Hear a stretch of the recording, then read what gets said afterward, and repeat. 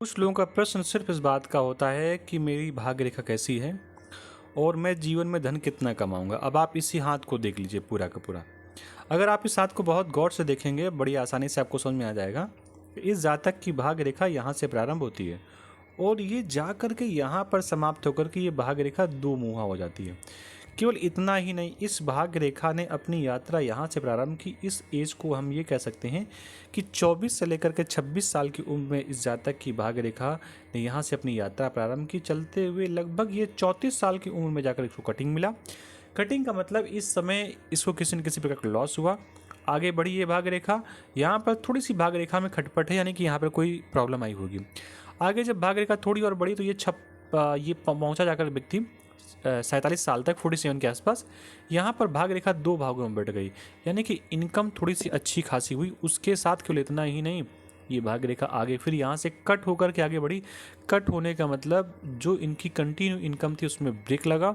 कुछ समय के लिए फिर इनकम प्रारंभ हुई और ये जब दो भागों में बट गई, यानी कि वो इनकम जो इनके पास समापन में इनकी उम्र के इकट्ठा थी उसको इन्हें दो भागों में बांटना पड़ा, ऐसा ये हाथ का निशान कह रहा है। तो ऐसे छोटी छोटी जानकारियाँ आप हासिल कर सकते हैं आप इस चैनल के माध्यम से। और सबसे खास बात क्या है कि आप स्वयं अपने हाथ को पढ़ना सीख सकते हैं। इसी में अगर भाग रेखा के स्टार्टिंग पॉइंट से थोड़ा और अच्छी बात करें आप, तो सारी बातें ही अच्छी होती हैं, तो आप देखेंगे भाग रेखा स्टार्टिंग पॉइंट में एक स्वास्तिक जैसा निशान बना हुआ है। स्वास्तिक कहते हैं सनातन धर्म में गणपति को। आप इसको देखते, जैसे मैं हाथ घुमा रहा हूँ इसको देखिए आप। दूसरा निशान यहाँ पर इस प्रकार का बना हुआ है और ये इस प्रकार का है। देखो कोई भी निशान जब इस प्रकार करके ऐसे होता है तो इसको हम स्वास्तिक का बोलते हैं।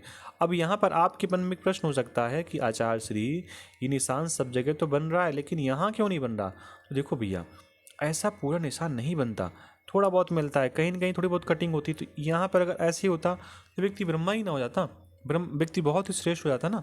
तो ये छोटे छोटे निशान होते हैं जो व्यक्ति की उन्नति के बारे में निरंतर बताते रहते हैं।